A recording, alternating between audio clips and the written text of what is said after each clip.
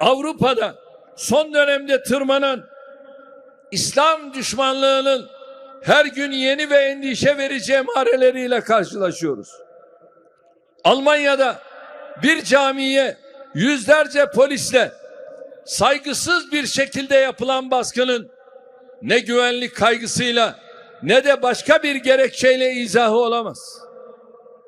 Bunun adı düpedüz İslam düşmanlığıdır.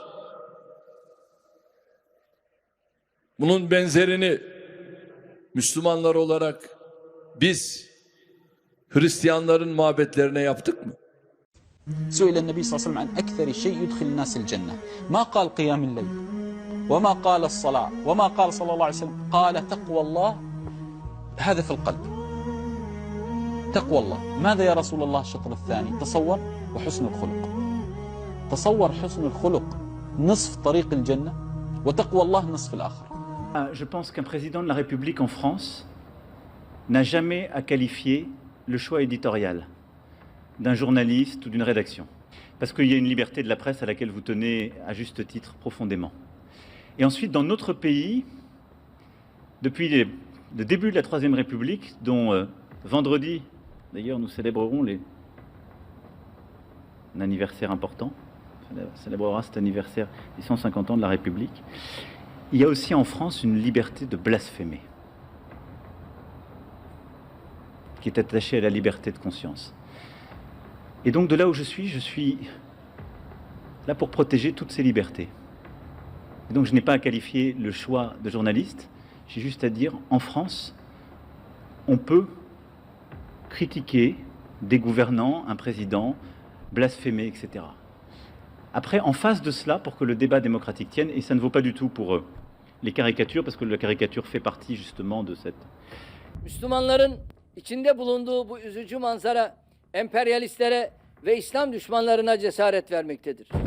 İslam'ın yükselişinden rahatsız olanlar bizzat kendilerinin sebep olduğu krizleri öne sürerek dinimize saldırmaktadır. İslam ve Müslüman karşıtı söylemler günümüzde batılı siyasetçilerin başarısızlıklarını örtmek için başvurdukları en kullanışlı. Şayet bugün Müslümanlar Irak'tan Yemen'e etnik ve mezhep temelli kavgalarla tüm enerjilerini tüketiyorsa bunun en büyük nedeni Efendimizin sıkı tutunun buyurduğu Kur'an ve sünnetten uzaklaşmamızdır. Daha önce ifade ettiğim gibi bizim ne Sünnilik ne de Şiilik diye bir dinimiz vardır. Bizim dinimiz İslam'dır. İçinden geçtiğimiz bu sancılı ve imtihanlarla dolu dönemde Müslümanlar olarak birbirimizi daha fazla dinlememiz, daha sık fikir alışverişinde bulunmamız gerektiğine inanıyorum. Bilhassa ırkçılık, kavmiyetçilik, mezhepçilik ve terör fitnesi İslam alemini içeriden çökerten sorunlar haline gelmiştir. Peygamber Efendimiz Aleyhissalatu vesselam bir Müslümanın nasıl olması gerektiğini tanımlarken Müslüman diğer Müslümanların dilinden ve elinden selamette olduğu kişidir diyerek gayet net sınırlar çizmiştir. Emperyalistlerin bizi Şii, Sünni, siyah, beyaz, Türk, Kürt, Arap, Farisi diye bölmesine müsaade etmeyeceğiz. Birbirimizi etnik kimliğinden, kabilesinden, ırkından dolayı değil, sadece ve sadece Allah için, Allah'ın rızası için seveceğiz.